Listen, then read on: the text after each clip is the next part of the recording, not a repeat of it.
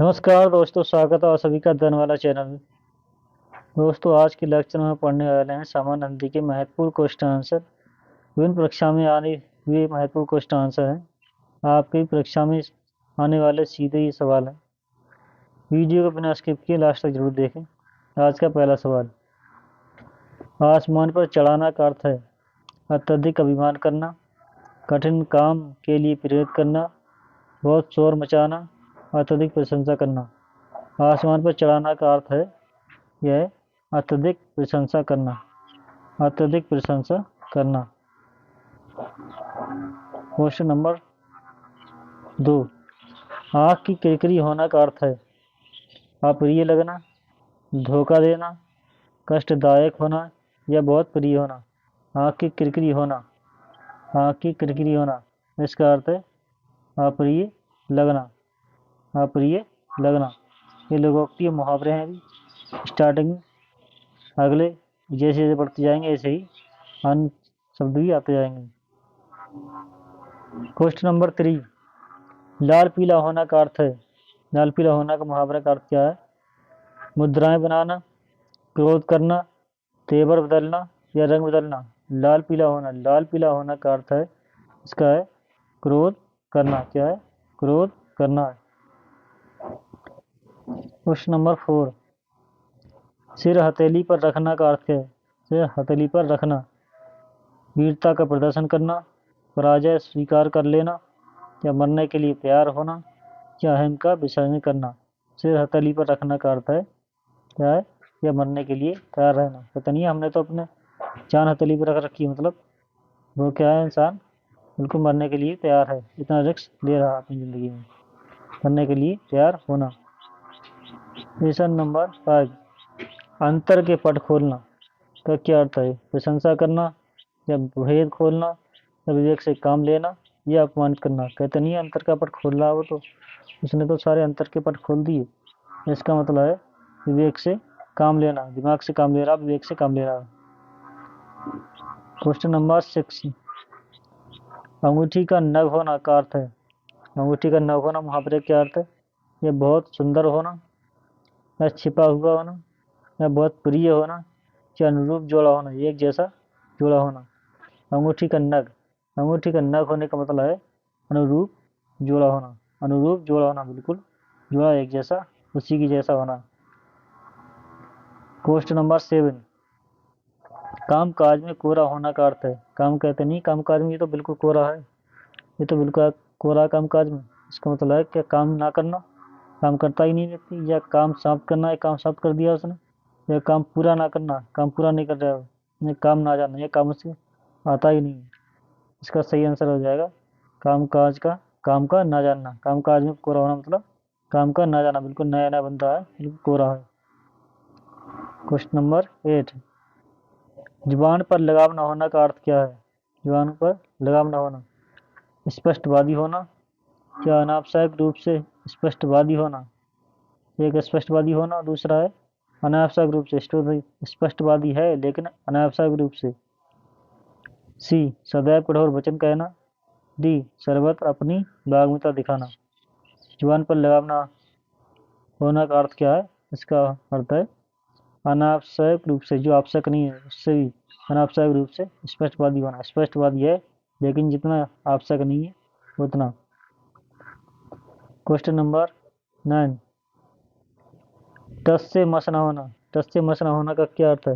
कठोर कठोर हृदय होना, अनुनय विनय से नापसीना, जगह न बदलना, धैर्य पूर्वक सहन करना। इसका आंसर क्या है? इसका है टस से मस न होने का आंसर है अनुनय विनय से ना पसीना। बिल्कुल टस से मस न हो रहा, बिल्कुल पसीना आ रहा, अनुनय विनय से मतलब भैयाबंदी से खुशामद से पसीना आ रहा, बिल्कुल टस से मस न हो रहा। क्वेश्चन नंबर 10, टांग अड़ाना का अर्थ क्या है? टांग अड़ाना, बदनाम करना, बिना कारण डरना या गलत काम करना या अवरोध पैदा करना। टांग अड़ाना, टांग अड़ाना का अर्थ है क्या? टांग अड़ाना का अर्थ है इसमें अवरोध पैदा करना। कहते नहीं है वो तो बहुत टांग अड़ा रहा मेरे काम में से, तो अवरोध पैदा कर रहा, मतलब तो इंसान अवरोध पैदा कर रहा।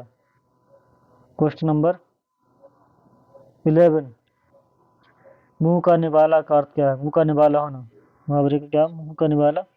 स्पष्ट, स्वादिष्ट व प्रियकर होना, बहुत अच्छा मुंह का निवाला।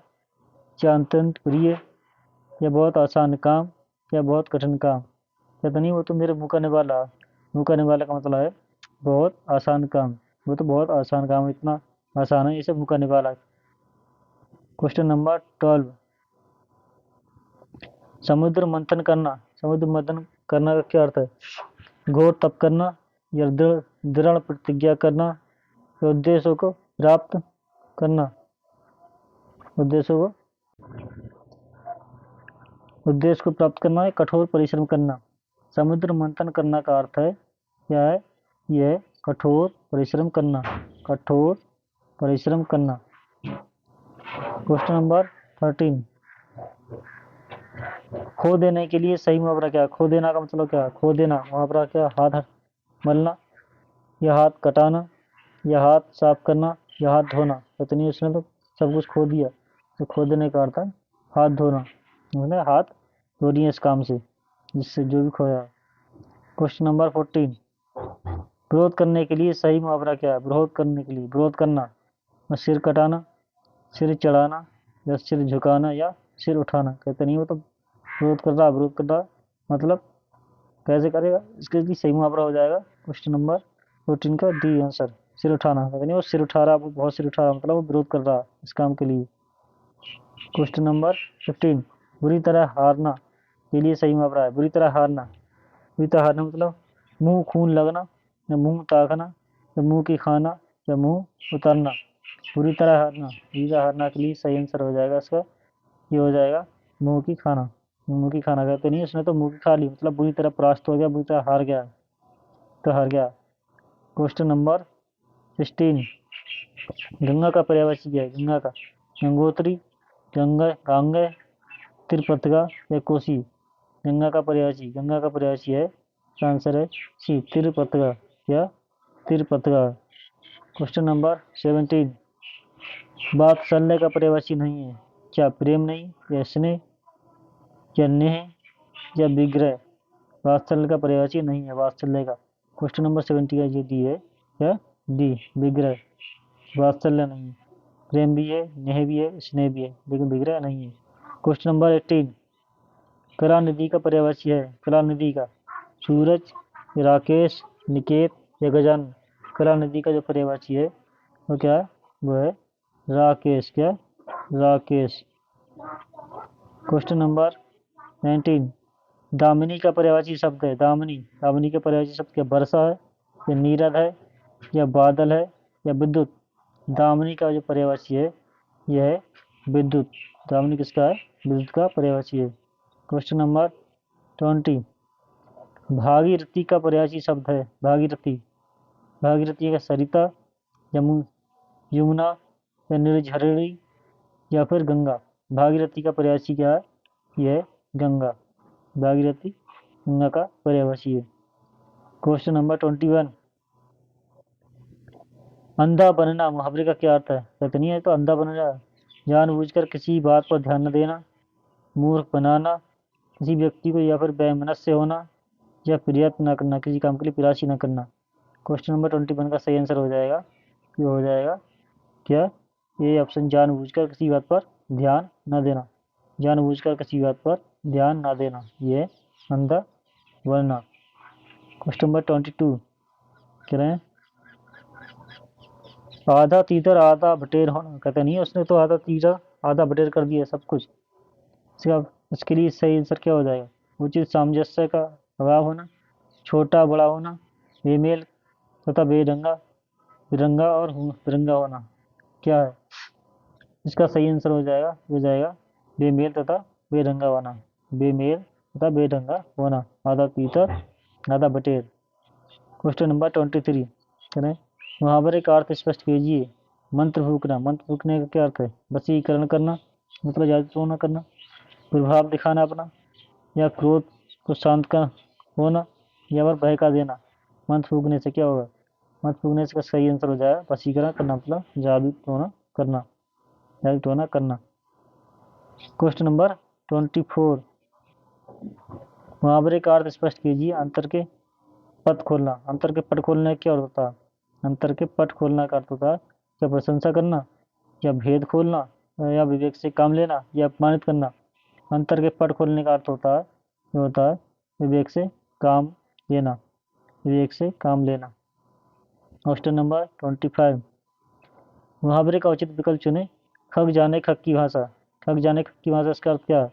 चालाक ही चालाक की भाषा समझता है, बिल्कुल अनपढ़ होना, या संगत वस्तुओं का मेल ठिकाना या मेल बिठाना, असंगत वस्तुओं का मेल बिठा देना, या धीमी स्वर में बातों को समझना।